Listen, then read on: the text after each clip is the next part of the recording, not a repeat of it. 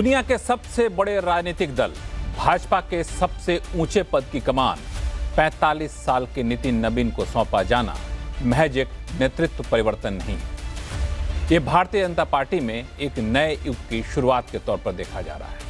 लेकिन यह नया युग सिर्फ भाजपा तक ही सीमित नहीं रहने वाला है। जातिगत समीकरणों में उलझी भारतीय राजनीति को भी ये देर सबेर एक नई दिशा दिखाने वाला है। परिवारवाद में उलझे रहने वाले राजनीतिक दलों के लिए भी आगे चलकर ये मिसाल बन सकता है। हालांकि ये सब कुछ इस बात पर निर्भर करेगा कि पार्टी का ये फैसला कितना कारगर साबित होता है। पार्टी में पहले से मौजूद एक से बढ़कर एक दिग्गजों के सामने नितिन नबीन कितने स्वतंत्र होकर फैसला ले पाते हैं, लाइट वेट रबड़ स्टाम्प कहने वालों को कैसे जवाब देते हैं। ऐसा करना नितिन नबीन के लिए कितना आसान होगा और दूसरी पार्टियों को इससे क्या सबक सीखनी चाहिए, आज आवाज अड्डा में करेंगे इसी पे खास चर्चा। नमस्कार, मैं हूं लक्ष्मण राय और चर्चा में शामिल होने वाले अपने मेहमानों से आपका परिचय कराऊं उससे पहले एक रिपोर्ट देख लेते हैं।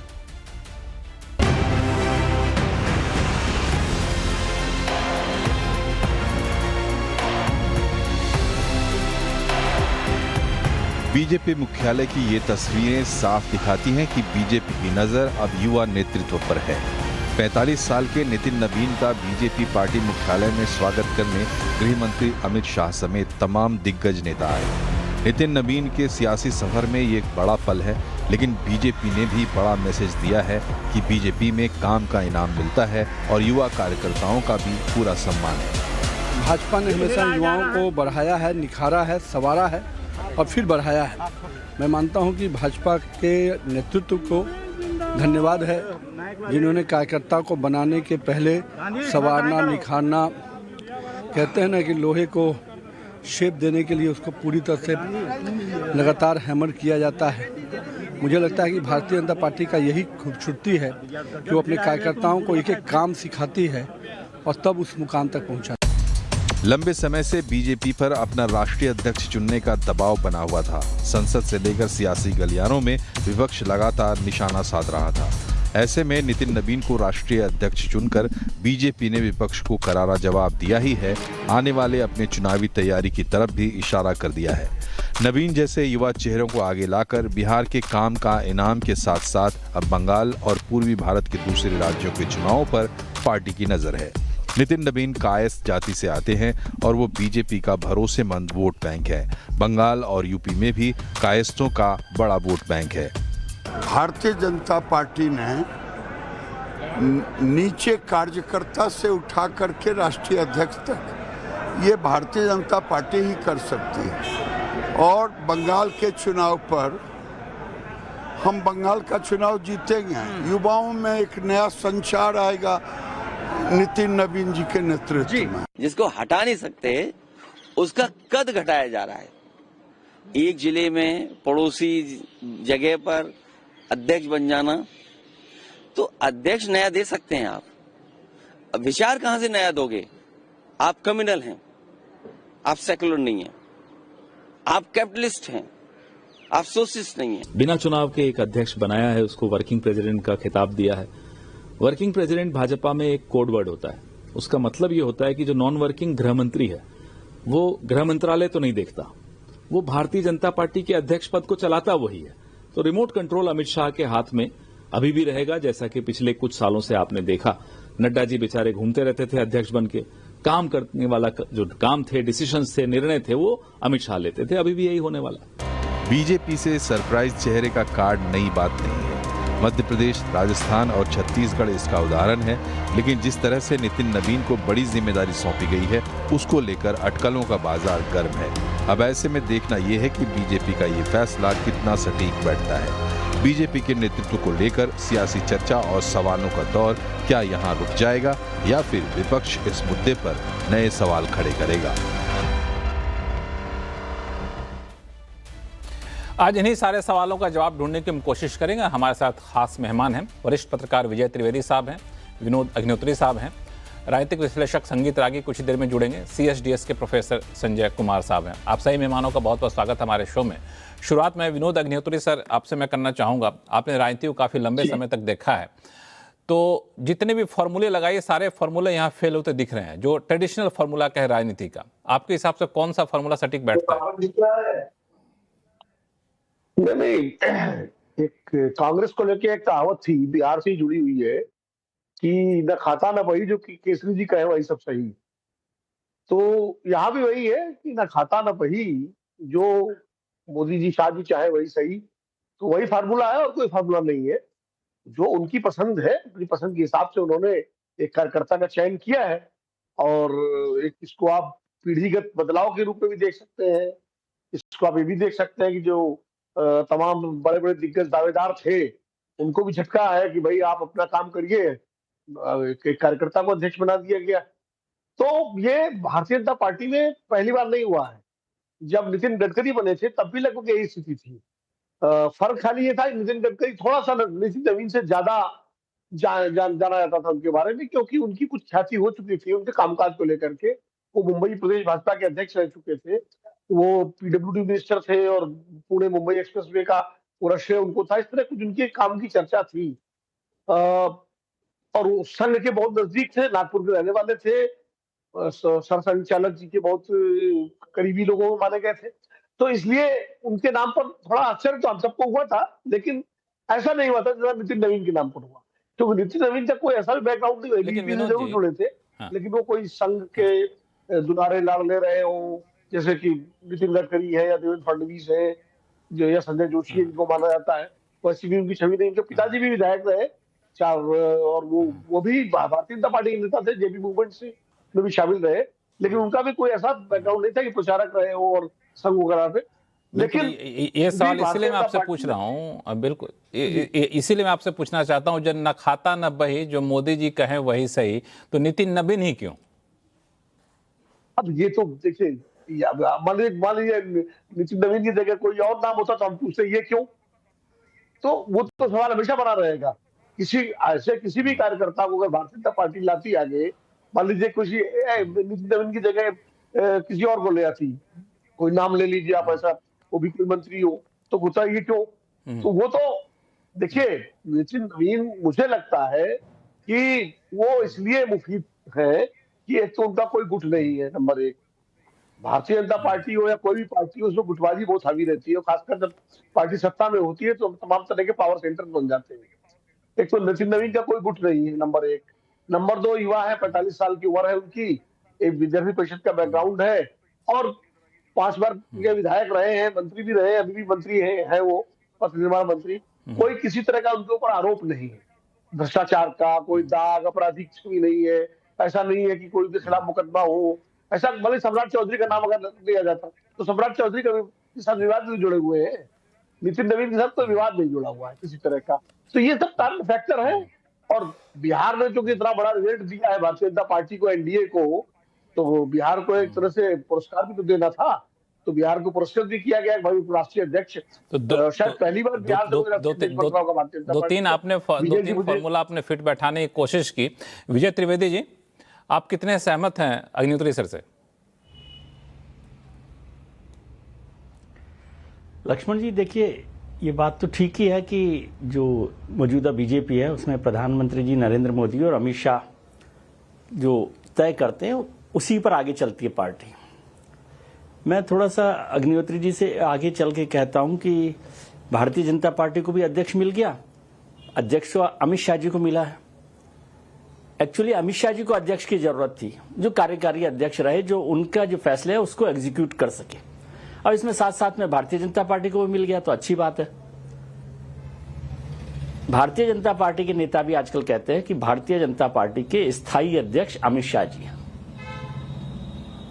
तब जब स्थायी अध्यक्ष अमित शाह जी हैं, जिनको फैसला करना है, निर्णय करना है, पार्टी के नियुक्तियों के बारे में, मुख्यमंत्रियों के अपॉइंटमेंट्स के बारे में, सहयोगी दलों के बारे में, तो एक एग्जीक्यूशन के लिए लोग रहें। अब इसका दूसरा वजह है कि जो नितिन जी हैं, नवीन साहब, वो युवा है, ये बात ठीक है। बीजेपी जो है हमेशा जनरेशनल चेंज पर चलती रहती है। अभी आप देखिए कि पिछले दिनों जो मुख्यमंत्रियों के नाम तय हुए, मोहन जी का, डॉक्टर मोहन यादव का नाम हो, भजनलाल शर्मा का नाम हो, रेखा गुप्ता का नाम हो, पुष्कर सिंह धामी का नाम हो, सबके सब नौजवान चेहरे हैं, उनको लाया गया। अब कुछ लोग कहते हैं कि भाई ये इस बार भी चौंकाया किसको? चौंकाया हमें, विजय त्रिवेदी को, विनोद जी को, लक्ष्मण जी को, क्योंकि हम कन्वेंशनल तरीके से सोचते हैं कि भाई अब इसमें ये योग्य लोग हैं, उनको भी जाना जाए। लेकिन संगठन में कई बार ये भी होता है ना कि स्ट्रेंथ भी तो वीकनेस हो जाती है, ऐसा भी होता है। यहां पर एक प्रोसेस में काम हुआ कि संघ और बीजेपी में चर्चा हुई, बताया गया कि 1.5 दर्जन 2 दर्जन नाम के बीच में चर्चा हुई, जिसमें 40 से 50 की उम्र, 45 से 50 के, 55 के लोगों को नाम तय किए गए थे। उसमें से कुछ शॉर्ट लिस्ट हुए, उन शॉर्ट लिस्ट में से नितिन नवीन साहब का भी नाम आया, जिन्होंने छत्तीसगढ़ में सह प्रभारी के तौर पर छत्तीसगढ़ में कांग्रेस की सरकार को हटा के बीजेपी की सरकार बनवाई। दिल्ली के चुनावों में भी उनकी भूमिका रही, बिहार में भी उनकी भूमिका रही है। लेकिन संघ का कोई बैकग्राउंड उनका नहीं है, विद्यार्थी परिषद का उनका कोई बैकग्राउंड नहीं है। परिवार से वो आते हैं, उनके पिताजी 3 बार एमएलए थे, संघ से जुड़े रहे हैं, परिवार से जुड़े रहे हैं।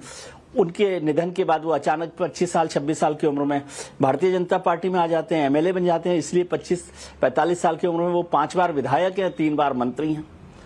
लेकिन उनको काम करना है अध्यक्ष जी के साथ, यानी अमित शाह जी के साथ, माफ कीजिए, अमित शाह जी के साथ। मगर भारतीय जनता पार्टी में एक और बारीक लाइन है कि वहां पर पद का सम्मान किया जाता है। आज भी आपने देखा होगा कि अमित शाह और जेपी नड्डा साहब उनको वहां पर सम्मान के साथ बैठा रहे हैं। तो वो भी एक तकनीक वहां पर चलती है कि जो पद पर आ जाए उसका सम्मान किया जाए। बहुत सारे लोग सवाल करते हैं, भाई नए आदमी को बना दिया, अनुभव है कि नहीं है, राष्ट्रीय राजनीति का अनुभव नहीं है।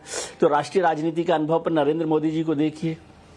बहुत सारे लोग उस समय समझते थे कि जो दिल्ली का D4 क्लब है वो नरेंद्र मोदी जी को काम नहीं करने देगा।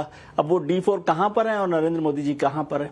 भारतीय जनता पार्टी को छोड़िए, कांग्रेस को सोचिए, 1969 में जो सिंडिकेट समझती थी गूंगी गुड़िया इंदिरा गांधी को, उन्होंने क्या किया? तो इसलिए अब नितिन नवीन साहब क्या काम करेंगे, कैसा स्पार्क रहेगा, ये संभावनाओं को भी हमें ध्यान रखना चाहिए, एक्सप्लोर करना चाहिए। ये समझना कि नहीं उनके पास कोई अनुभव नहीं है, हो सकता है वो बेहतर काम करके कुछ दिखा दें, हो सकता है कि अमित शाह जी के नेतृत्व में कुछ वो काम सीख कर आगे बढ़ सके। ऐसे कई सारे मिसाल रहे हैं भाजपा की तरफ। पश्चिम बंगाल में नितिन नवीन के चुनाव का मतलब उनके आने का कोई असर पड़ेगा, या यूपी के चुनाव में असर, कोई असर नहीं पड़ने वाला। वो संगठन को बेहतर करने में काम करें, एग्जीक्यूशन करें, युवा है तो पूरा दौरा करें।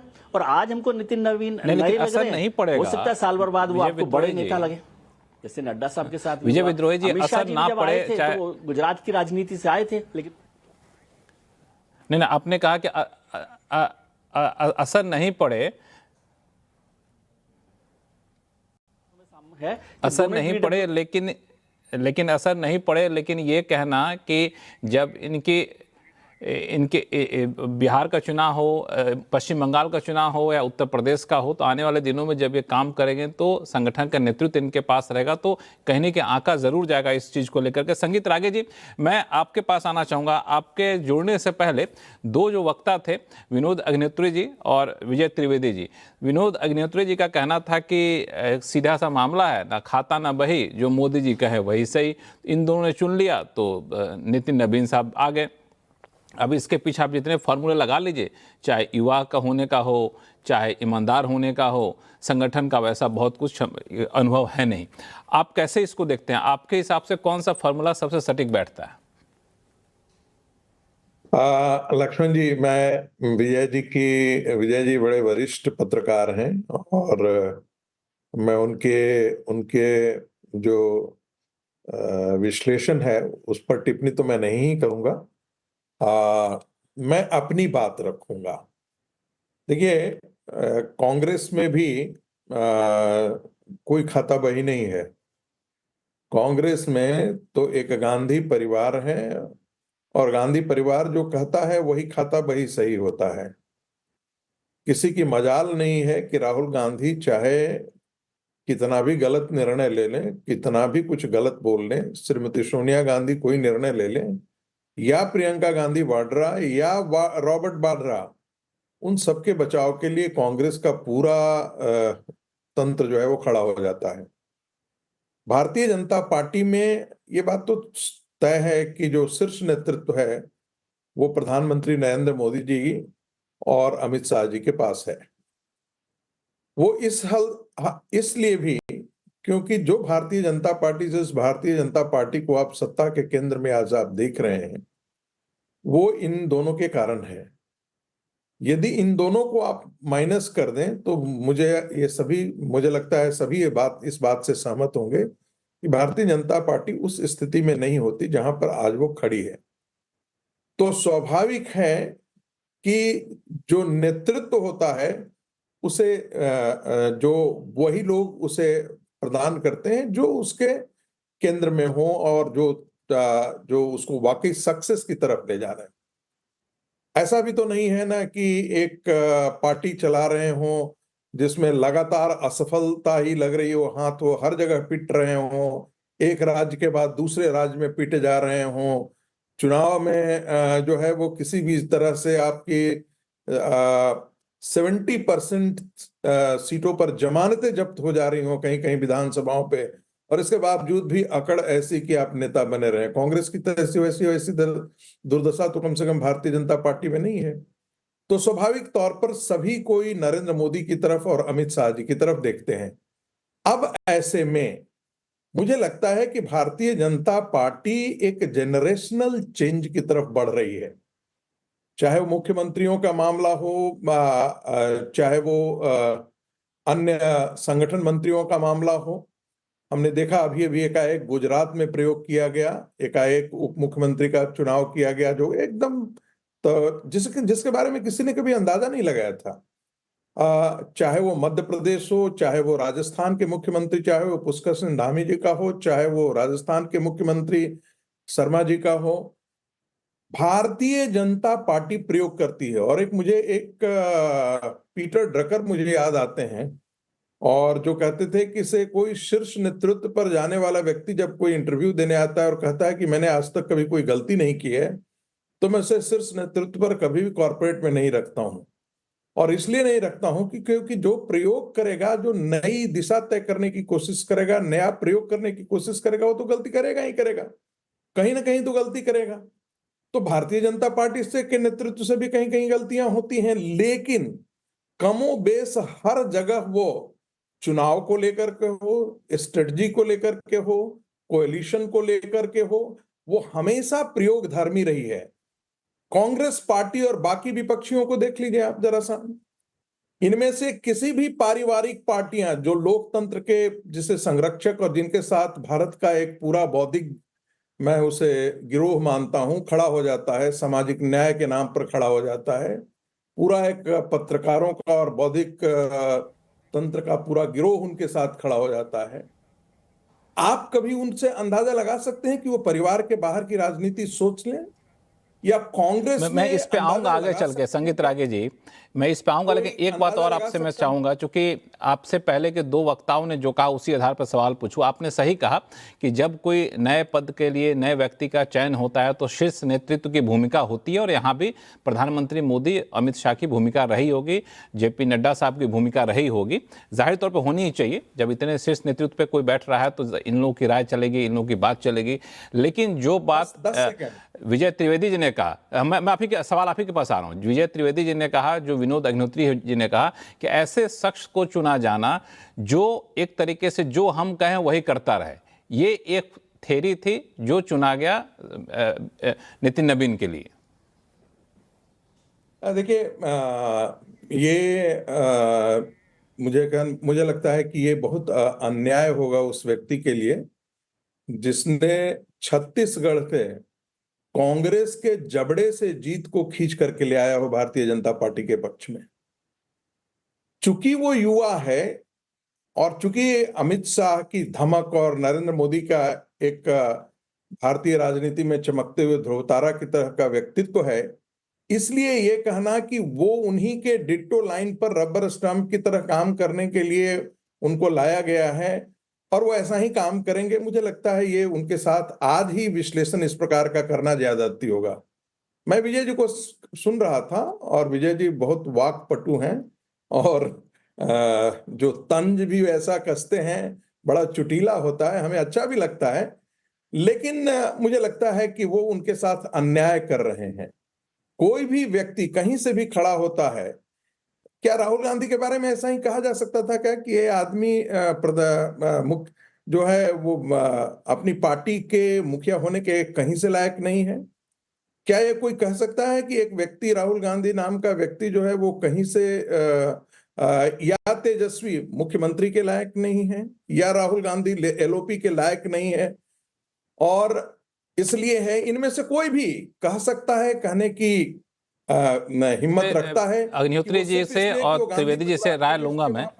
हाँ बिल्कुल, मैं विनोद अग्निहोत्री जी से और विजय त्रिवेदी से इस पे मैं राय लूंगा, लेकिन संजय जी को जोड़ लेता हूं, काफी देर से इंतजार कर रहे हैं। संजय सर, ये जो पूरा मामला है, इसमें संगीत रागे जी ने जो कहा, इससे नितिन नबीन से पहले का हवाला देते हुए कि दरअसल एक जनरेशनल चेंज का प्रयोग किया जा रहा है भाजपा की तरफ से। आपको क्या लगता है, जनरेशनल चेंज, ये जो जेनजी वाली नए शब्द जो हम लोग सुन रहे थे, उसके असर को के तौर पर देखा जा सकता है कि अब युवाओं को कमान सौंपी जाए? और प्रधानमंत्री ने, मुझे लगता है कि ज्ञान जैसे शब्द पहले ही गढ़े थे।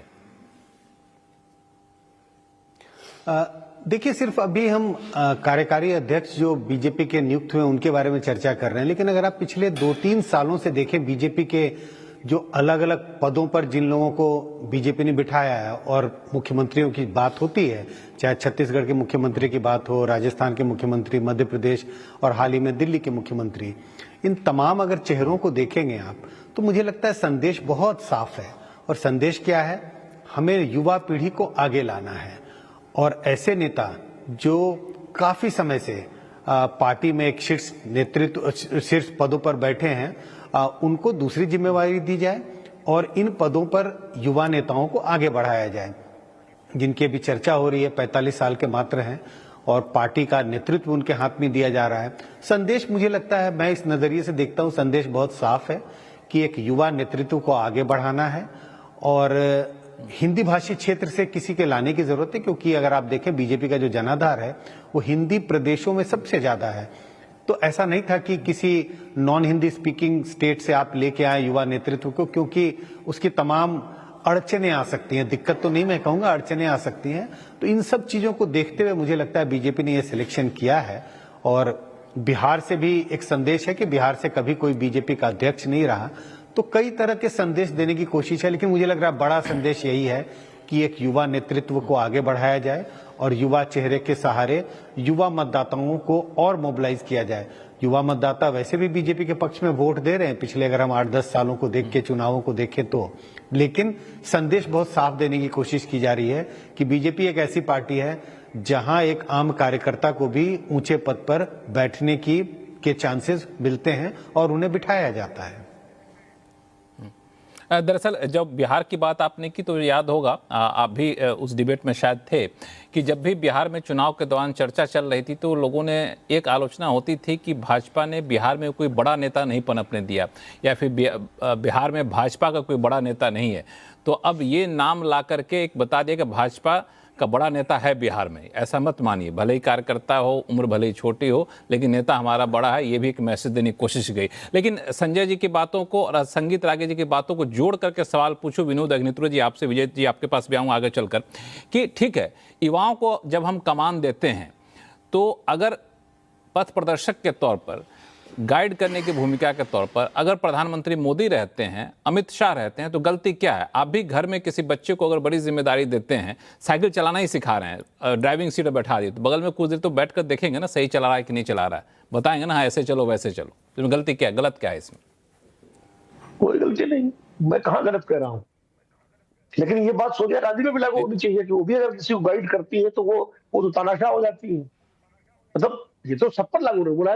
अगर मुलायम सिंह यादव किसी को गाइड करते थे तो वो तो साफ वो हो गए। तो ये तो सब हर पार्टी में लागू होता है कि जो उनके वरिष्ठ नेता है वो अपने पार्टियों के पदाधिकारियों को अगर कोई निर्देश, कोई सलाह देते हैं, कोई गाइड करते हैं, तो अच्छी बात है, इसमें क्या दिक्कत है? ये तो जनरेशनल चेंज जब होता है तो एक पीढ़ी से दूसरी पीढ़ी को सारी चीजें हस्तांतरित होती है, इस तरीके से होती है, इसमें कोई दिक्कत नहीं है। लेकिन ये आदर्श स्थिति है, व्यवहारिक स्थिति दूसरी होती है। व्यवहारिक स्थिति में सलाह नहीं दी जाती, निर्देश दिया जाता है।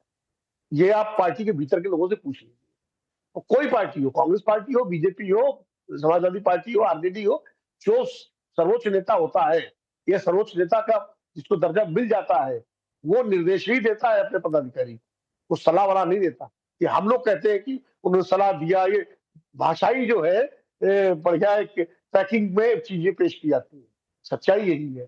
अब जैसे हमारे बहुत परम मित्र है संगीत भाई, और वैचारिक मित्र है, मतलब वो, अब उन्होंने कहा कि सामाजिक न्याय के नाम पर गिरोह, मतलब आपका विचार तो परिवार हो गया, आपसे इतर विचार गिरोह हो गया, तो ये क्या है? आप ये उससे सहमत हो सकते हैं उस विचार से, सामाजिक न्याय के विचार से, धर्मनिरपेक्षता के विचार से, या वामपंथी विचार से, लेकिन गिरोह करने का क्या मतलब है? और गिरोह अगर है तो गिरोह फिर सब है गिरोह, अलग दक्षिणपंथी गिरोह भी है, वामपंथी गिरोह भी है, मध्यमार्गी गिरोह भी है, सब गिरोह है। ये नहीं होगा ना कि एक को गिरोह कह दिया, एक तो बड़ा आदर्श हो गया। और कौन सा ऐसी पार्टी है, कौन सी ऐसी विचारधारा जहां आपसी अंतर्द्वंद नहीं होता व्यवहारिक राजनीति में? ठीक है, आज भारतीय जनता पार्टी एक बेहतर परफॉर्म कर रही है, उसके कार्यकर्ताओं की मेहनत है, संघ उसके पीछे है, उसकी ताकत है, और तमाम सारे जो क्या कहते हैं सरकार भी उनके पास है, चुनाव भी जीत रहे हैं, एक हर तरह से ठीक है, अच्छी बात है। कांग्रेस ने भी 60 साल एक किया है, ऐसे जीतती रही, वो भी जीतती रही, तो समय है, तो उसका श्रेय भी देना चाहिए, अमित शाह जी की रणनीति को श्रेय देना चाहिए, नरेंद्र मोदी जी की लोकप्रियता को श्रेय देना चाहिए, कार्यकर्ताओं की मेहनत को श्रेय देना चाहिए, तो उसमें कोई दिक्कत नहीं है, हम तो देते भी है श्रेय। लेकिन जो अगर हार रहा है कोई भी है, तो एकदम से उसको ये मान लेना कि वो खत्म हो गया, तो या वो बिल्कुल निकृष्ट है, ये भी ठीक नहीं। मेरे हिसाब से हो सकता है कि और मित्रों की अपनी शैली हो, लेकिन अभी आपने एक बात कही कि तो भाजपा ने कह दिया बिहार में भी उनके बड़े नेता है। नितिन नवीन भाजपा के बड़े नेता है नहीं, उनको बड़ा बनना है, उनको पार्टी ने मौका दिया है बड़ा बनने।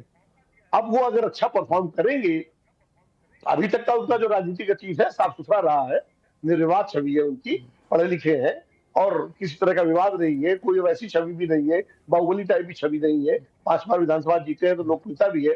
तो अब उनको ये मौका पार्टी ने दिया है कार्यकर्ता को कि वो अपने को बड़ा साबित करें, जैसे तमाम सारे राजनाथ सिंह को मौका दिया गया, राजनाथ सिंह बड़े नेता बन गए, कल्याण सिंह को कभी मौका दिया गया तो वो बड़े नेता बन गए, शिवराज सिंह चौहान को मौका दिया गया, वो बड़े नेता बन गए।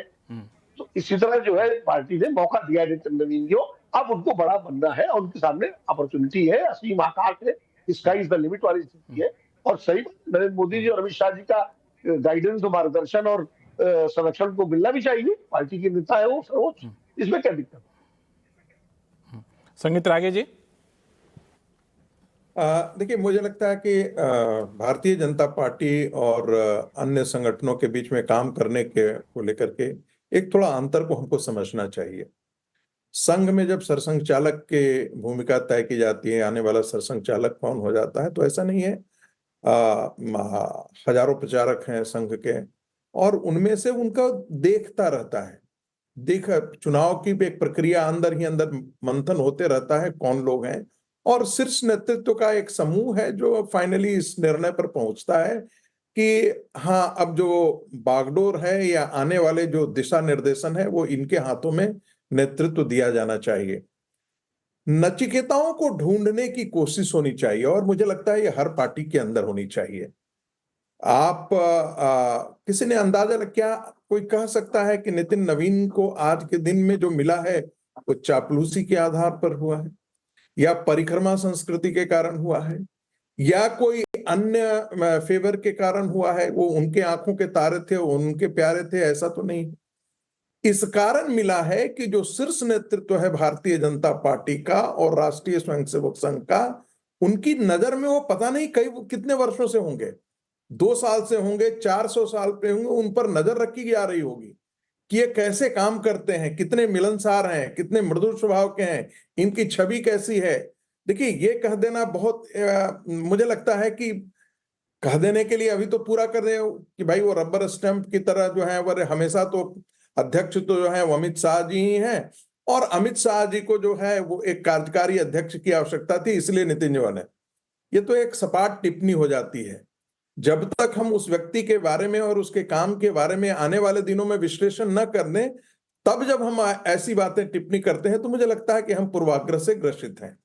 आने वाले दिनों में हो सकता है कि वो बेहतर इससे काम कर सकते हैं। आने वाले दिनों में क्या हो सकता है, आने वाले दिनों में क्या परफॉर्म करेंगे, कितने निर्भीक होकर फैसला लेंगे, ये काफी हद तक तय करेगा। चाहिए उनका जो उनका प्रतिमा भंजन जो है ना, शुरू में ही करना ठीक नहीं है, मेरा सिर्फ इतना कहना है। शुरू में विजय विद्रोही जी, ये जो अभी संगीत रागे साहब कह रहे थे कि दूसरी पार्टियों से और यहाँ के भारतीय जनता पार्टी कार्यकलाप के अंतर को समझाते समझाते उन्होंने ये कहा कि बाकी पार्टी में आप स्वाभाविक तौर पर एक नाम को लेकर समझ जाते हैं इनका बनना है, बनते हैं तो कुछ न कुछ लॉजिक दिया जाता है कि इनके सगे हैं, इनके निकटतम हैं, इनके साथ रहते हैं, इस वजह से इनका बन रहा है।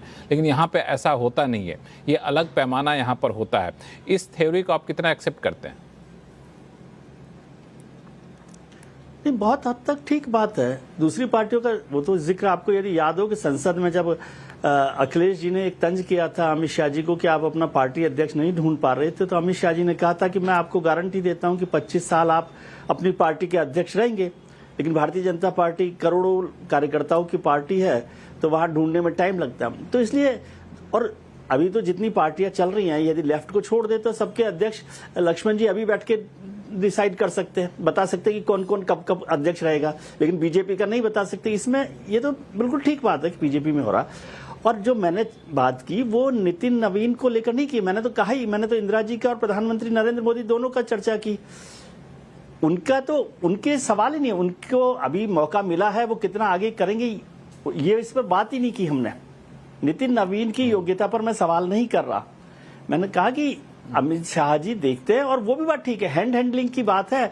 आज पार्टी इस स्थिति में है कि 2 बड़े लीडर हैं, तो उनके साथ में किसी को ग्रो किया जाए, वो ठीक बात है। तो इसमें कहां परेशानी है। और नितिन नवीन को चुना गया तो ये सवाल भी वाजिब बनता है कि किसी को भी चुन दीजिए, विजय त्रिवेदी को बनाते तो भी आप कहते कि विजय त्रिवेदी क्यों, तो वो भी एक बात ठीक है। लेकिन अब इन सब बातों के साथ ये मान लें कि नहीं कुछ हो ही नहीं रहा और जनरेशनल चेंज है, तो मैंने आपको जनरेशनल चेंज तो 1944 का बता दिया कि वाजपेयी जी के जमाने से चल रहा है, दीनदयाल जी के जमाने से चल रहा है, गुरुजी भी सरसंघचालक बने तो 50 साल की उम्र थे। तो वो सब बातें ठीक है।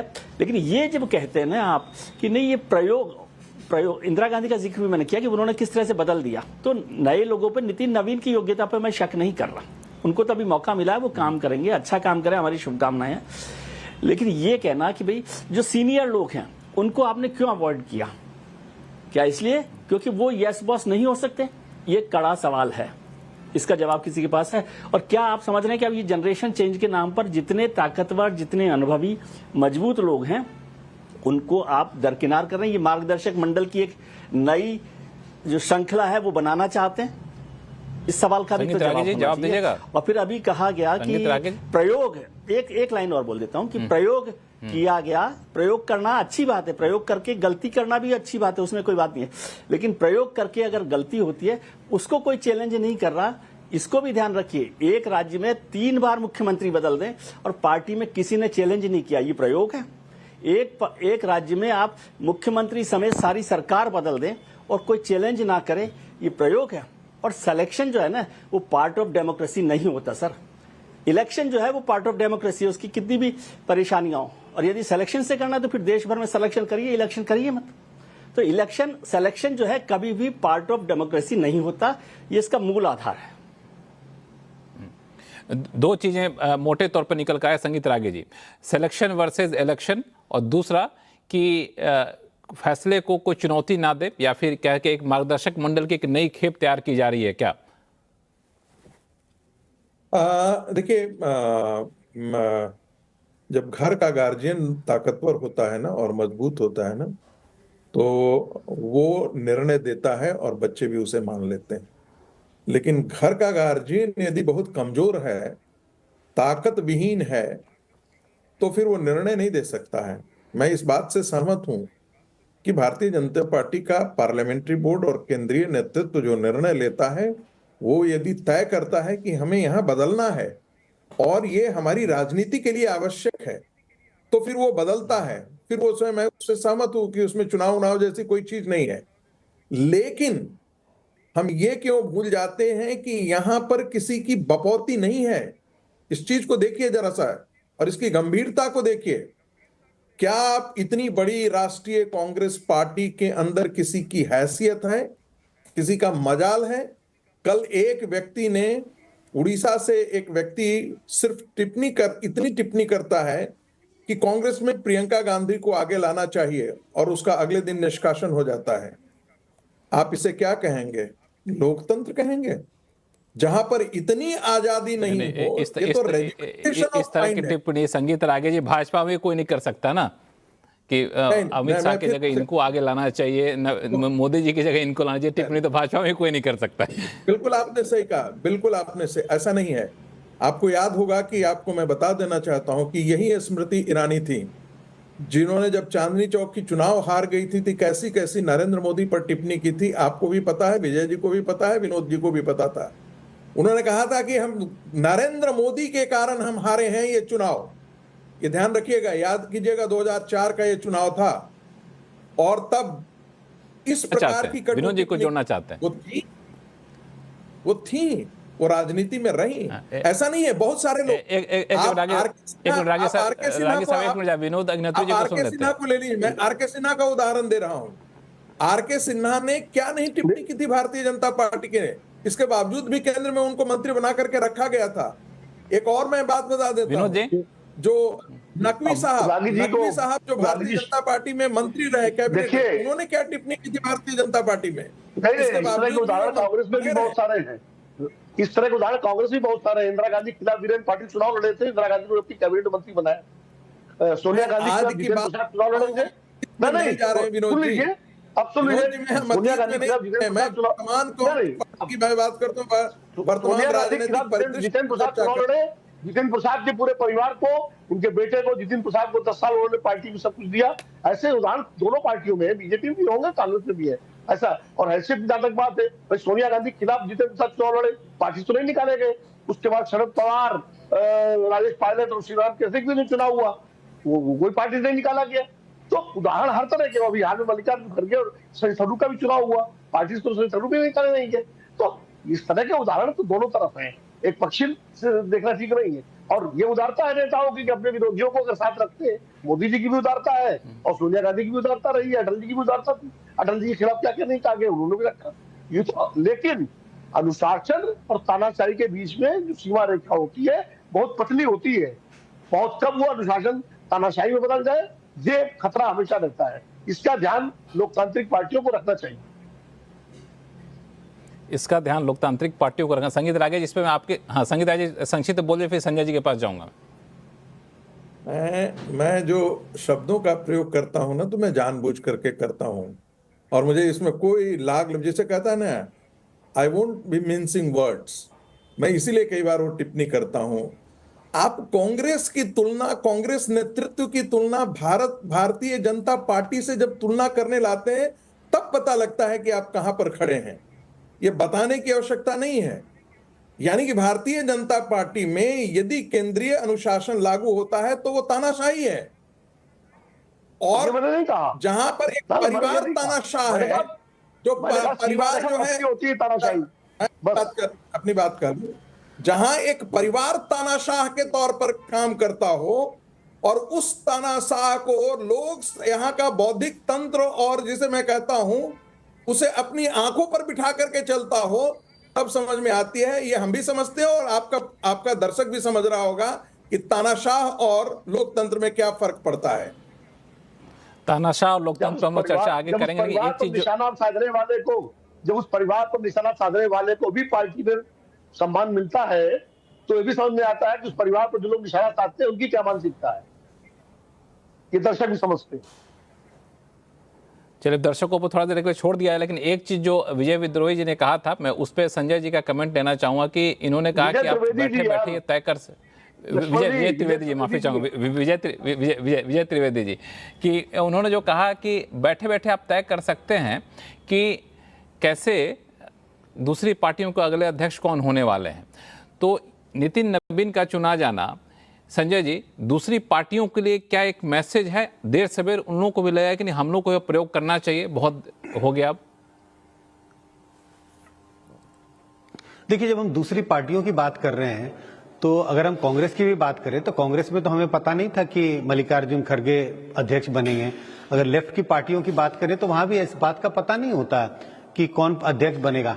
हाँ, लेकिन ये जरूर है, अगर हम रीजनल पार्टियों की बात करें, और तमाम ऐसे रीजनल पार्टियां हैं, क्षेत्रीय पार्टियां हैं, अगर उनकी बात करें तो वहां पे प्रेडिक्शन बहुत आसान है। आप कह सकते हैं कि कौन अध्यक्ष बनेगा, चाहे आप आरजेडी की बात कर लें, चाहे जो तमाम रीजनल पार्टियां हैं, आरजेडी की बात कर लें, समाजवादी पार्टी की बात कर लें, और ऐसी तमाम रीजनल पार्टियां, चाहे साउथ की पार्टी, नॉर्थ की पार्टियों की बात कर लें, तो इन पार्टियों के नजरिए से अगर हम देखें तो निश्चित रूप से प्रेडिक्शन बहुत आसान है। आप कह सकते हैं यहां बैठे बैठे कि अगला अध्यक्ष कौन बनेगा, या जो अध्यक्ष बना है वो कितने सालों तक अध्यक्ष बना रहेगा। जब तक उसकी क्षमता रहेगी, जब तक फिजिकल रूप से सक्षम रहेगा, तब तक वो अध्यक्ष रह सकता है।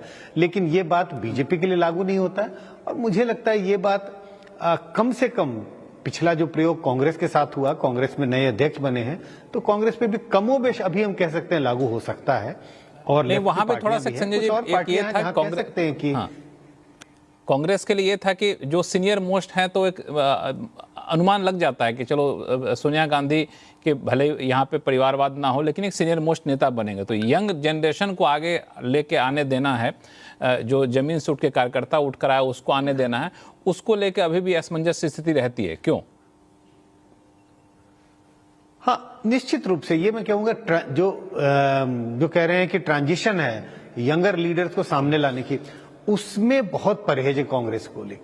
आप अगर मुख्यमंत्रियों को देख लें, और निश्चित रूप से जब हम पार्टी के अध्यक्ष की बात कर रहे हैं, तो वो प्रिडिक्शन कर सकते हैं, कह सकते हैं कि कोई सीनियर नेता ही पार्टी का अध्यक्ष बनेगा, या बहुत सीनियर नेता ही एक राज्य का मुख्यमंत्री बनेगा। हाँ, तो जनरेशनल शिफ्ट को लेकर के कांग्रेस में अभी भी बहुत परहेज है, या आप कह सकते हैं कि बहुत रिजर्वेशन है। लेकिन अगर मैं फिर भी कहूंगा कि अगर जैसे खड़गे जी बने अध्यक्ष, तो चुनाव तो हुआ, 2 लोग चुनाव लड़ रहे थे, चुनाव एक ही को जीतना था, तो ये कह पाना बहुत मुश्किल है कि प्रेडिक्शन बहुत साफ साफ किया जा सकता है। रीजनल पार्टियों के बारे में बहुत साफ कह सकते हैं, बेहिचक और बिना संकोच के, और उसमें कोई गलती भी नहीं होगी कि आप कह सकते हैं कि कौन पार्टी का अध्यक्ष बनने वाला है। अब 2 सवाल है विजय त्रिवेदी जी। एक तो जो आपने उठाया था, संगीत रागी जी ने उसका जवाब थोड़ा सा दिया लेकिन शायद बच के निकल गए, कि आप दुनिया के सबसे बड़े राजनीतिक दल हैं, तो क्या हम सिलेक्शन के बजाय इलेक्शन पे हमें जाना चाहिए? और दूसरा कि नितिन नबीन की परीक्षा कैसे मानी जाएगी, कि ये प्रयोग सफल रहा, इसका पैमाना क्या होगा? इन दोनों सवालों को लेकर सबसे पहले विजय जी आपके पास आऊँगा, फिर बाकी मेहमानों के पास जाऊँगा। छोटे से ब्रेक के बाद लौटता हूँ, कहीं जाइएगा नहीं। ब्रेक के बाद एक बार फिर से आपका स्वागत है। वो चर्चा करें नितिन नबीन के सामने क्या चुनौती है, इस फैसले के पीछे आखिर क्या मैसेज देना चाहती है भारतीय जनता पार्टी।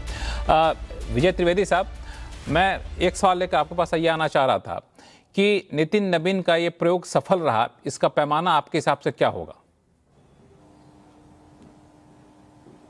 देखिए, नितिन नबीन के लिए अभी चुनौतियां और उनका टेस्ट लेना अभी थोड़ा सा जल्दबाजी होगी। उनको सफल प्रयोग अभी तो बहुत शुरू है, काम शुरू कर रहे हैं।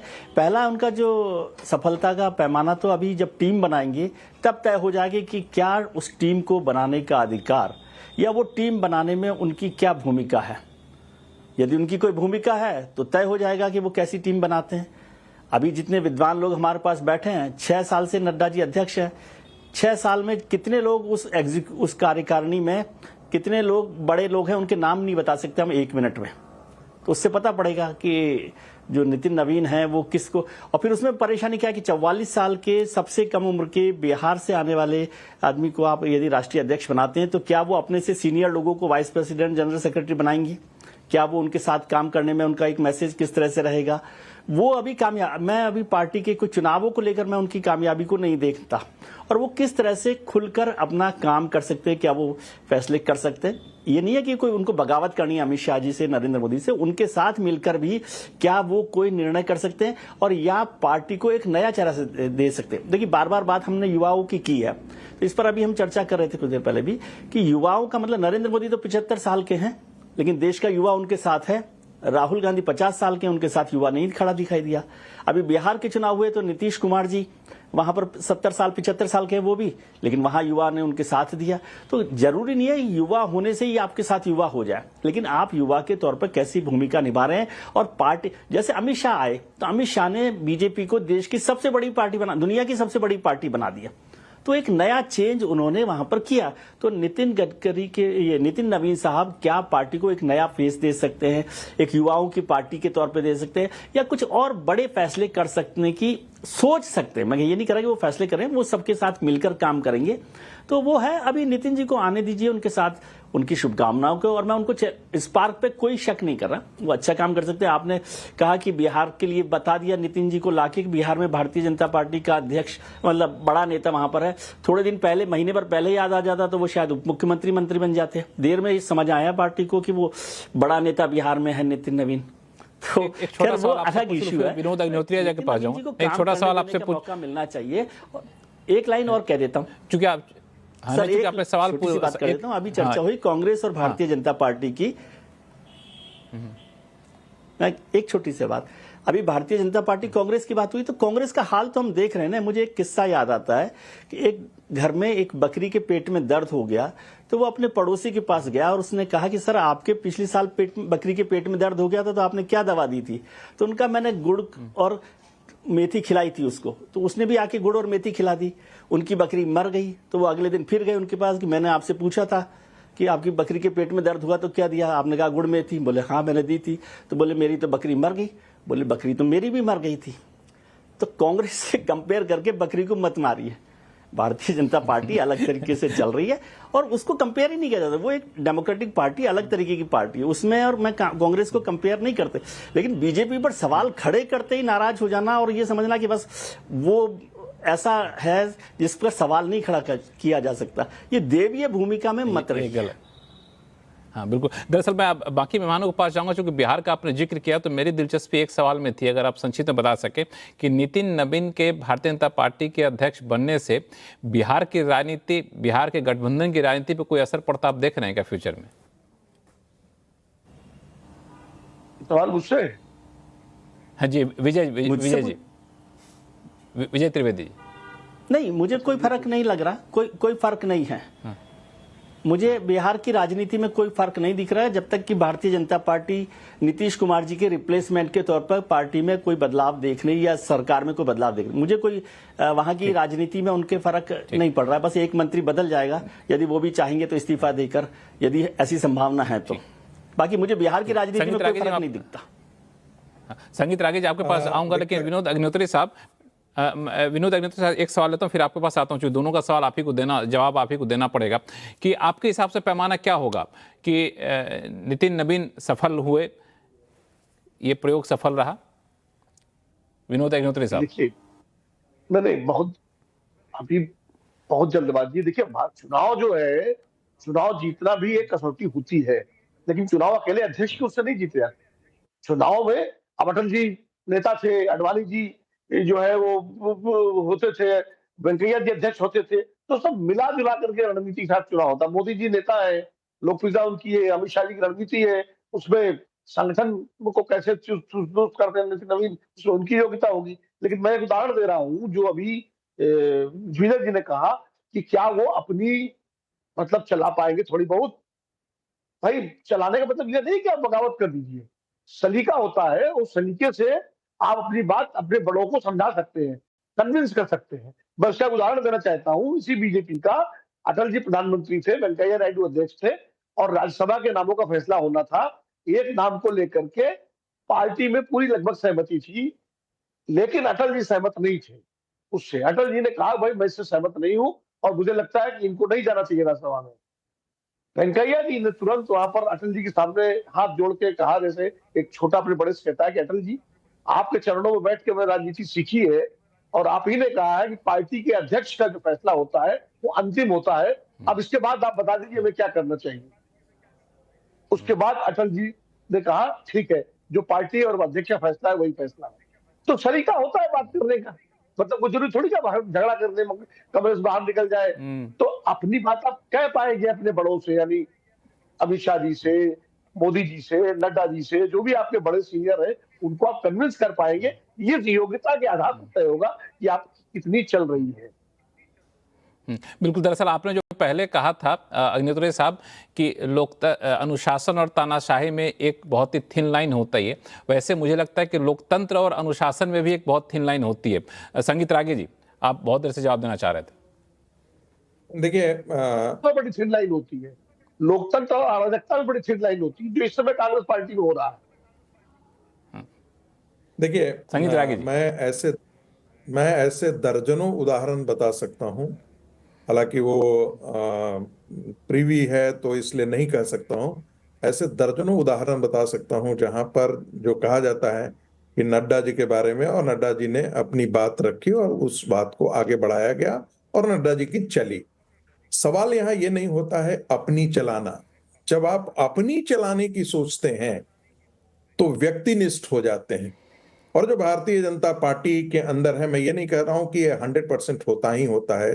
जब वो कहता है सामूहिक नेतृत्व की बात है, तो वो अपनी चलाने की बात नहीं है, संगठन चलाने की बात है। और संगठन तो सामूहिक निष्ठा से ही चल सकती है।